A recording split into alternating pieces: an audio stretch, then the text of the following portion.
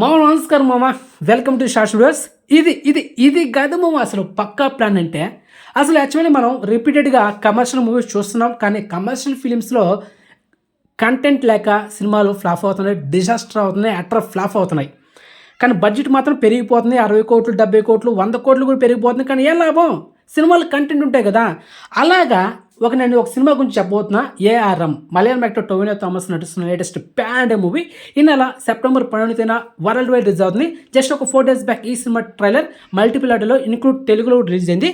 అసలు ట్రైలర్ చూస్తుంటే అమ్మమ్మ ఆ క్యాస్టింగ్ కానీ, సినిమాటోగ్రఫీ కానీ, ప్రొడక్షన్ వాల్యూ చూస్తూ ఉంటే అడమ్మ బడవ ఒక 70 కోట్ల బడ్జెట్ తీసిన సినిమా అనిపిస్తుంది ట్రైలర్ చూస్తుంటే. కానీ ఈరోజు సెప్టెంబర్ 1న తమిళనాడులో ఈ సినిమా ప్రమోషన్స్ భాగంగా హీరో టొవినో థామస్ చెప్పేసాడు ఈ సినిమా బడ్జెట్ గురించి. 30 కోట్లు అంటే మా budget 3D version, publicity and మొత్తం కలిపి 30 కోట్లు. ఏం ప్లాన్ మామ ఇదా? సూపర్ కదా మామ. అది అలా ఉండాలా.